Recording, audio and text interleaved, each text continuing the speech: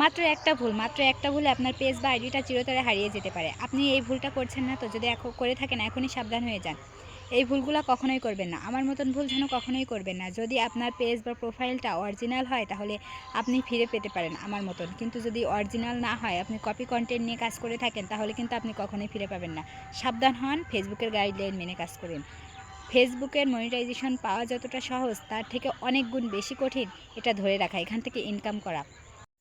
আমাদের যদি প্রতিনিয়তই ফেসবুক থেকে ইনকাম করতে হয় কিংবা ফেসবুকের আইডিটা সুরক্ষিত রাখতে হয়, তাহলে বড় বড় আইডির সাথে যুক্ত থাকতে হবে। তারা যেই সব কথাগুলো বলে সেগুলো মেনে কাজ করার চেষ্টা করতে হবে। তাহলে আমাদের পেজ বা আইডিটা সুরক্ষিত থাকবে। একটা ভুলে কিন্তু আমার মতন হয়ে যাবে, আপনার পেজ বা প্রোফাইল রিকমেন্ডেশন মনিটাইজেশন একেবারে ডিজেবল হয়ে যাবে, রিস্কের মুখে পড়ে যাবে। আমারটা অরিজিনাল ছিল, আমার কন্টেন্টটা, সেই জন্য ফেসবুক আবার আমাকে ফিরিয়ে দিয়েছে। কিন্তু আপনার যদি কপি কন্টেন্ট কিংবা অন্য জায়গা থেকে ডাউনলোড করে এনে ভিডিও ছাড়েন, তাহলে কিন্তু আপনারটা কখনো ফিরে না আসতে পারে। ফেসবুকে কাজ করতে গেলে অবশ্যই ফেসবুকের গাইডলাইন মেনে কাজ করতে হবে। অতিরিক্ত কোনো কিছুই করা যাবে। আপনি যদি অতিরিক্ত কমেন্ট করতে করতে কমেন্ট ব্লক খান, কমেন্ট ব্লক খেলে কিন্তু আপনি ভিডিও আপলোড করতে পারবেন না, লাইকও করতে পারবেন না, রিয়াকশনও করতে পারবেন না। তাই অতিরিক্ত কিছু করবেন না, যতটুকুই করবেন সীমিত করবেন। আর একটা কমেন্টই পারে আপনার পেজটা সবার সামনে প্রচার করতে, এটা আমরা সবাই জানি। জানার পরে আমরা চেষ্টা করি প্রতিনিয়ত অন্যের ভিডিও দেখে লাইক কমেন্ট করতে, অন্যের ভিডিও দেখে রিপ্লাই কমেন্ট করতে, নিজেদের পেজের এঙ্গেজমেন্ট বাড়াতে। আসলে আমরা এঙ্গেজমেন্ট বাড়াতে যে এমন ভুল করে থাকি যে প্রতিনিয়ত একই ধরনের কমেন্ট করছি, কপি কমেন্ট করছি, অন্যের ভিডিও না দেখে কমেন্ট করছি। এটাই কিন্তু ফেসবুকের গাইডলাইনের বাইরে। একটা কপি কন্টেন্ট যদি করে থাকেন, তাহলে সে সঙ্গে সঙ্গে তার আইডিতে কিন্তু ফেসবুক নোটিফিকেশন দিয়ে দিবে যে আপনার কন্টেন্টটা সে কেউ চুরি করেছে।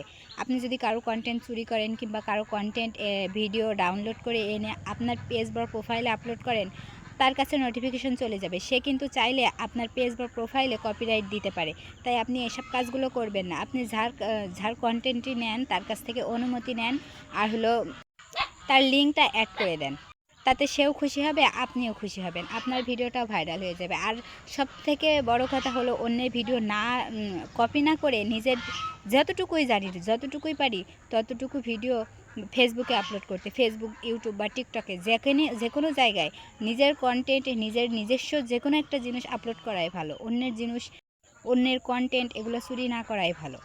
আপনার যদি প্রোফাইল হয় সেক্ষেত্রে কিন্তু আলাদা। আপনার প্রোফাইলে যদি 2-3টা কপিরাইট পড়ে, তাহলে আপনার প্রোফাইলটা একেবারে নষ্ট হয়ে যেতে পারে। পেজ হলে একটু ভিন্ন।